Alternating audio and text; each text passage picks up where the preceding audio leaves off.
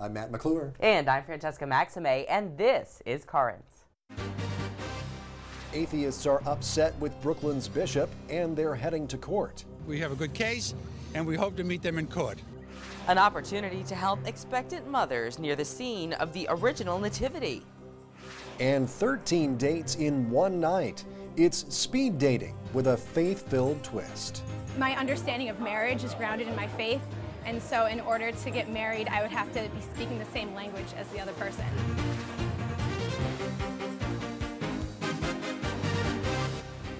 Well, good evening, and thank you so much for joining us tonight.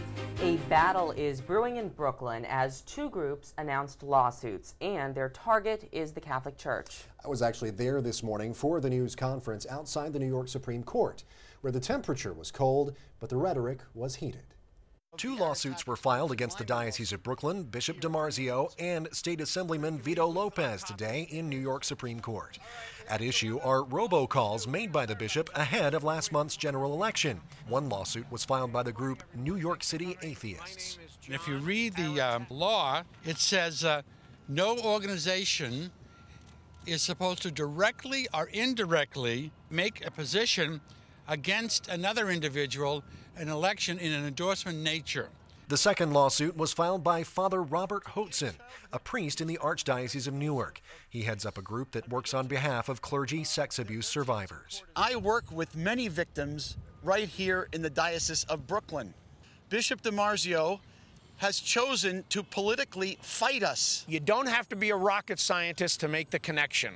There was a quid pro quo between Vito Lopez to do the dirty work and the political water carrying on behalf of the Catholic Church, and Bishop DiMarzio, his part of the quid pro quo was to help Vito Lopez's slate of candidates or candidate get elected. Same big issue. When Vicar of Communications Monsignor Kieran Harrington was on Currents just before the election, here's what he had to say about the robocalls. What it's important to know is that the person who made the robocalls for Vito Lopez is not running for election in November, so he's not on the ballot this November. But he had been very, very helpful to us. When someone does something which has cost them a great deal, you have to thank them, and that's what the bishop did. So what's next for those involved in the suit? He'll be personally sued either late today or tomorrow, and then he'll have 20 days to come into court to either make a motion to dismiss or to answer the lawsuit. Still, the atheist group is confident as they move forward with the lawsuit. We have a good case, and we hope to meet them in court. As of tonight, the Diocese of Brooklyn had not responded to our request for comment on these lawsuits. Assemblyman Vito Lopez, who is mentioned in those suits, as you just saw there, supported the Diocese of Brooklyn last spring in its fight against the Markey Bill. Now, that bill would have lifted the statute of limitations on sex abuse claims against private institutions in New York. Critics contended that it was targeting the Catholic Church. Well, tensions have also been running high in Park Slope, where parishioners are upset with some of the pastor's decisions there. Last night, they had a chance to make their voices heard, and our Natalia Ortiz joins us with the latest. Natalia? Thank you, Francesca. Approximately 40 frustrated parishioners at St. Saviour's in Park Slope, Brooklyn, were offered what they've been waiting 7 months for: someone to listen. Last night, a facilitation session was held at the church's parish hall to provide healing within the parish. The facilitator is a former diocesan employee named Rudy Vargas. But what were the parishioners so upset about? It all started in the spring with the news that the school's principal, James Flanagan, was let go. But Cindy Brolsma, who supports Flanagan, said that was only the spark that ignited a whole other battle. So as we protested, the flavor of the protest changed from being about specifically the principal issue to having issues with our pastor. The pastor is Father Daniel Murphy. He insists the parishioners' discontent is still related to the former principal's release. Knowing that we're not going to have the decision reversed, they are trying now, the people who are unhappy with that decision, to have me removed as pastor in June, because in June my first term of 6 years expires. But Gertrude Gilligan is a lifetime parishioner of St. Saviour's. She doesn't have children in the school, but she came to the facilitation session anyway. She has issues with the pastor that extend beyond how he handled the former school principal. He gave a sermon early in his administration as pastor that he sees a new Catholic Church and he wants to be part of it. She also claims he doesn't fully support some Catholic teaching, but parishioners had a variety of concerns. People who've been longtime parishioners were coming out and with all different myriad complaints, all with similar themes of there's a lot of distrust and there's a lot of feeling of divisiveness and being shut out of their own parish and not welcome in the parish community. These parishioners said that they appreciated finally being heard by someone. They also assured us Father Murphy was fully aware of their feelings towards him. Father Murphy called me to the rectory one day and asked me if he wanted, what did I think, if would I like him to leave the parish? And I said, yes, frankly, yes, I would. Father Murphy acknowledges he could have done some things differently. I think I should have informed the school community sooner than I did about my decision with Mr. Flanagan. And that's one thing the pastor and this parishioner agree on. By never addressing the issues, it just made it that much bigger. You know, it kind of like just grew and grew and grew, and that's where we are now. I've been praying every single day. Every day. I've been praying for healing and unity, forgiveness, and let's move on. And this is a long time now, and it's time to move on. But the question is, will St. Saviour's move on with or without Father Murphy at its helm?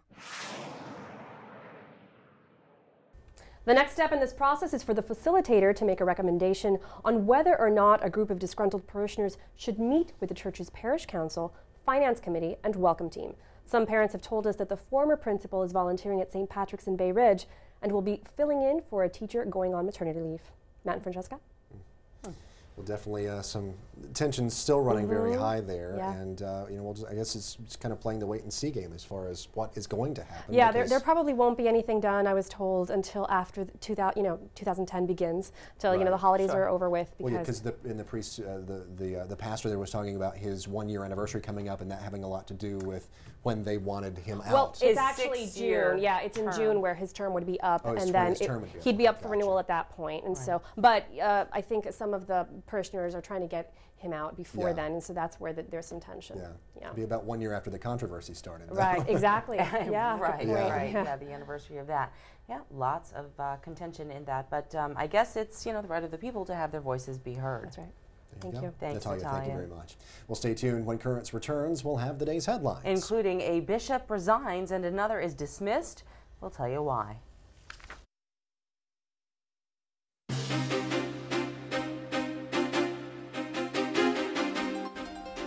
Welcome back. I'm Matt McClure. And I'm Francesca Maxime.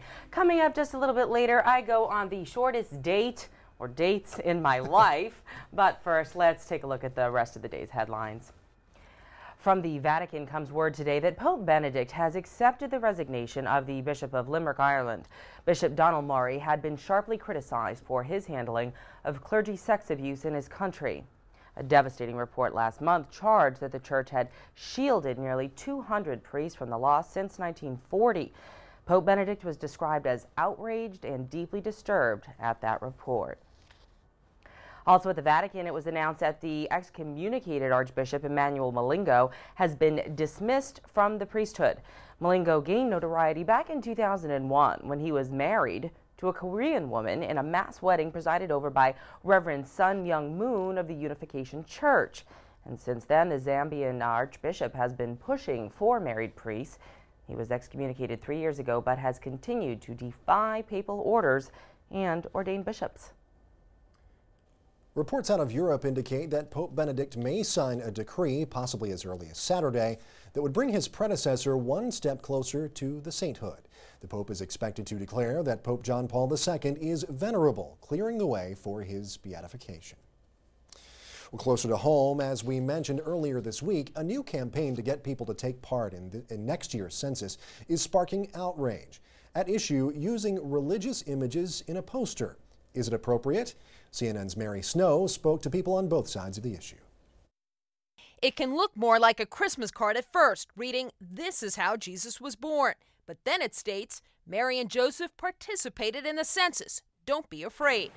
The message is aimed at Latinos, and the posters are part of a campaign by the National Association of Latino elected and appointed officials to participate in the 2010 census. Reverend Gabriel Seguero is among pastors spreading the message. I think it's historically appropriate, and I think it's theologically appropriate to say that Jesus, Mary, and Joseph participated in the census of their day. That's what the Gospels say. But one evangelical leader calls it propaganda. It's very offensive and a blasphemy to use the name of Jesus in the midst of a nativity, in the midst of a Christmas, just for the political purposes. Reverend Miguel Rivera of the National Coalition of Latino Clergy and Christian Leaders wants the Census Bureau to stop the campaign using Jesus. But a spokesman for the Commerce Department, which oversees the Census Bureau, says the campaign is coming from private money, saying we do not provide funding to partner organizations and play no role in the creation of material by private community groups. This flap is just the latest in a larger controversy in the Latino community over the 2010 census. Rivera has called for undocumented immigrants to boycott the census unless there is immigration reform. And he equates the use of religion in this current campaign with fear. It's a way to intimidate and create a guilty conscience among those who are religious, like if they are doing the wrong thing, to maintain or just say no to the census until comprehensive immigration reform. But Reverend Salguera says fear is what is keeping undocumented immigrants in the shadows, and he sees no problem with using the church for census purposes. I don't see it as a conflict between church and state because we're not endorsing a candidate. What we're saying is you need to be counted for the sake of congressional apportionment. You need to be counted for the sake of the democracy. While these posters are mostly in Spanish and aimed at the Latino community, an organization working on the campaign says it's translating them into other languages. That is CNN's Mary Snow. Well, we have an update for you now on a story we reported yesterday. The Brooklyn supermarket that removed a menorah and Christmas tree after receiving some complaints. Well, the manager of the store in Windsor Terrace says following media reports on the controversy, he's been deluged with pledges of support. And now he says that he will bring back the decorations next year. And finally, the actress who won an Academy Award for playing one of the most famous saints in the church has died. Jennifer Jones, who played Bernadette in The Song of Bernadette, was 90 years old. Well, stay with us. More currents coming up just ahead. Just ahead, expectant mothers in the West Bank need a helping hand. We'll show you what you can do.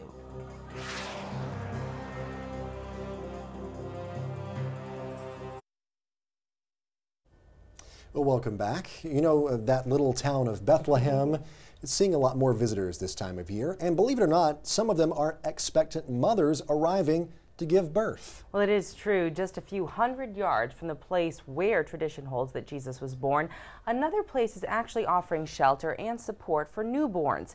It is the Holy Family Hospital in Bethlehem.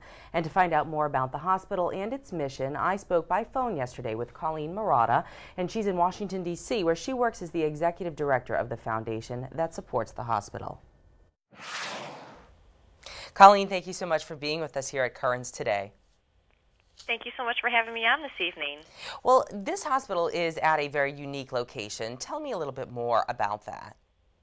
Absolutely. Well, Holy Family Hospital is actually located in Bethlehem, a mere 500 yards from the birthplace of Jesus Christ.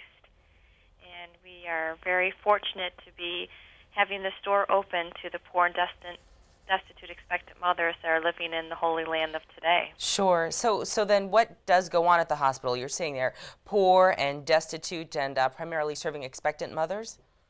That's correct. We are delivering about 3,200 babies each year. We are having about 18,000 outpatient consultations performed. But something we really pride ourselves is that we're providing the best medical care to the poor in the region. We have the only neonatal intensive care unit in the region. So we're literally saving the lives of about 400 babies in the region each year. Wow, so you're in the service of delivering babies right near Jesus's birthplace. That's really quite amazing. Do those patients, you say that they're poor and they're destitute, do they pay to get any treatment there or no? Patient payments only cover about 33% of the cost of operation. So it's really Christians from all over the world that donate to this hospital and keep this beacon lit in the Holy Land. Well, that's pretty remarkable. So you rely on the generosity of others to help those in need. Are there other places that women could even go if Holy Family Hospital wasn't there? Is there, another hospital down the street or not so much? There are government hospitals, and again, we are providing state-of-the-art health care, meaning that we have doctors and nurses that are experts in their field coming into Bethlehem to train our nurses, midwives, and doctors. We pride ourselves on that care. So the women could go to a government-run hospital, but they're not equipped to handle the high-risk pregnancies, the neonatal thing. That's exactly what you said makes it very specific to your hospital. And does that have anything to do with why the hospital came into existence in the first place, or was it something else? Well, the hospital was actually run for a century by the French Daughters of Charity, and they had to close it down in about 1985 because of lack of funding. And Pope John Paul II came to the Order of Malta, which is an international organization that's been around for 900 years and started in Jerusalem. And he came to the order and asked us to take over this hospital, recognizing that the poor in the Holy Land, our brothers and sisters in Christ, need to be served. And what other way to honor Jesus and Mary and Joseph 500 yards from where our Savior was born. Right. And it is in the West Bank currently. That's, what the region is called these days. What do women, though, have to go through to get to the hospital? Because it's not exactly the most peaceful area at the moment, is it? It is not. I mean, these women have to go through several checkpoints to get to the hospital. What would take you and I maybe 25 minutes to get to the hospital in the United States could take 3 to 4 hours because they have to go through those checkpoints. We've tried to make it even more convenient for these women. We've created fixed outreach clinics that women can go to in their villages. I just have to share with you and our listeners something that we have as a mobile outreach man that actually travels into the desert. And these people are living in dreadful poverty. Canvas tents they're living in, no running water, no electricity. And the van literally goes into the desert and dispenses medical care and diapers, and I think the most important thing is compassion to these people. Sure, so you go to where the people need it the most. I mean, you go find them if they can't come and quite find you. That's correct. Has the unrest in the region then affected the operation of the hospital, or is that perhaps how the van came about? If there were any troubles, you said, well, we still need to be able to get out to people? Well, we're very fortunate because the Order of Malta, has observer status on the United Nations. We're an international order, and we are neutral in that region. So although the conflict and the strife occurs around us, we have never closed our doors, and that's something remarkable. And it really is. I was at the hospital last year. It is this oasis of peace in this troubled land. You go onto the facility, you see the Blessed Mother statue, olive trees, fruit trees. Actually, brides come there to get their pictures taken. It's so gorgeous. And, it's really that we're providing peace to each family when they come through our doors. Well, Colleen Murata, Executive Director of the Holy Family Hospital Foundation, we very much appreciate your time here on Currents, and we're also going to post some more information about how people can help others in the West Bank, expectant mothers and more, on our website. So thanks for being here today. Thank you for your time and your listeners' time. It's so cool. Yeah. Well, she was very, obviously very knowledgeable about the hospital because she works for the foundation. But the fact that it's sort of in the middle of this area that doesn't have a lot of healthcare, the fact that they have this neonatal unit, the fact that it's, very specific to newborns, is unique. And I think that women, like she said, they make this commitment to go there. They trek 3-4 hours, checkpoints and everything, because they know that it's quality care. Exactly. And it is a very unique thing. It's something that a lot of women might not only be able to get in the surrounding area, but care that Otherwise, maybe they couldn't afford if this hospital wasn't there doing exactly what they do. Right. So with the donations, that really helps sort of, get rid of some of that cost. She said they only have 33%, I think that's, actually paid, and so they rely on contributions from people. And as I mentioned earlier in the interview, we can post a little bit more on that in our blog on our website, but it's interesting how they're actually doing it. It's kind of a fun way to do it, too. It is. It's very interesting. Not quite the same journey as Mary and Joseph, but still a very similar one in many nice respects. That moms have a safe place to give birth. Absolutely. Stay with us. Much more currents ahead. When we return, a chance to meet that special someone in 4 minutes or less. If we do get married, believe me, you will be invited.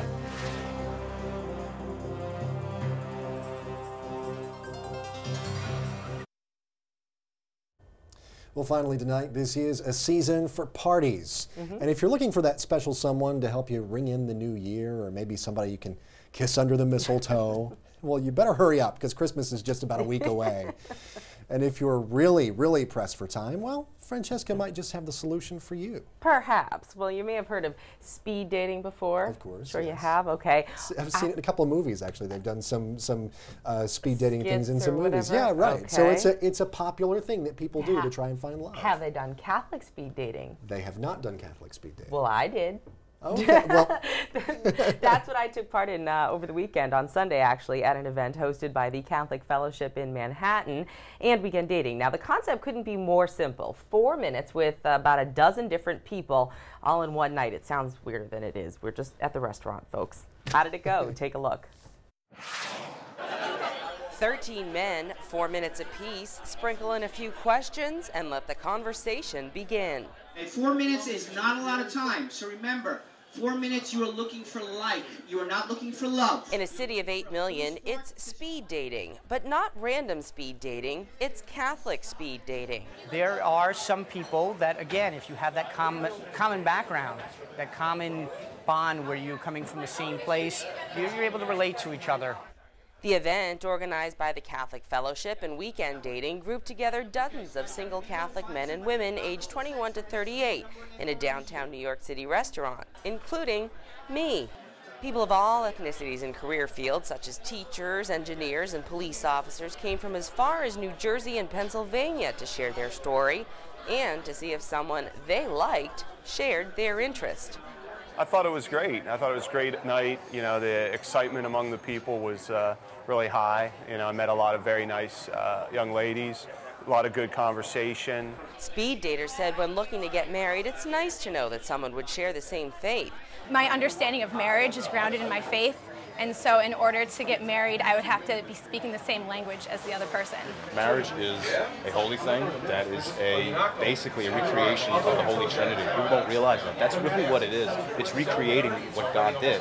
Okay, everybody stop and take notes. The founder of Weekend Dating says the goal is really to find like, not love, at an event like this. I'm usually a good judge watching and seeing what goes on, and it seems like watching smiles on people's faces. It seemed like it was a good group. In the end, it remains to be seen who made a love connection. After the event is over, organizers tally the results and then inform participants of their matches. But it looks like this couple may have hit it off. If we do get married, believe me, you will be invited.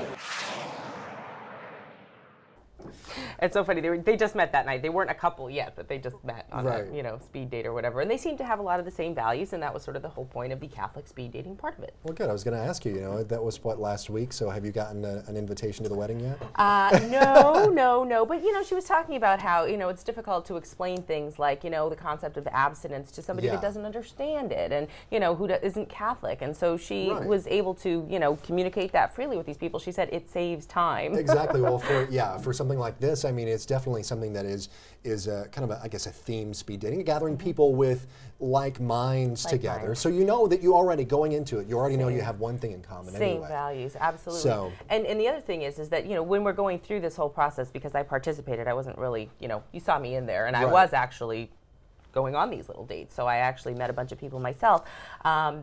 There are, suggested questions that you can ask, but really it's sort of free-flowing. It's sort of a question and answer. You do have to kind of take notes so that when you are trying to remember who the person was, if you actually like them or not, that you have notes that you can go by, which makes sense. So how, if you don't let's say if you hit it off with somebody, how do you let them know? This is all about, do you think that you hit it off with them, and did they think they hit it off Yeah. with you? So if I said, I think I like Joe, Yeah. and then Joe didn't say he liked me, then we would be alerted through the Weekend Dating. Jay, he was in the piece there, the guy who helped organize Right. the event along with the Catholic Fellowship. He would let you know the next day in an email. So there was one person that I said, okay, I like that person, and there were two people that said, okay, they like me, but there was no love connection Right. because we were sort of two ships crossing. Right. Two ships crossing in the night. That's all right. I don't have great luck at this stuff, but hey, I did a story for Currents on it, and that's cool. There you go. That is very cool. It's a very cool experience. Yeah, Catholic Fellowship puts this together, by the way. They do a lot of great stuff for the youth here in the area. Well, very good. Well, that's it for this dating edition of Currents, I guess. Coming up tomorrow, come and see. It's a special evening for women to see if they might have a call to religious life. We'll have that and more coming up tomorrow. Meantime, remember, you can always catch us online at currentsny.net. And until next time, thank you so much for watching. I'm Francesca Maxime. And I'm Matt McClure. Have a great night.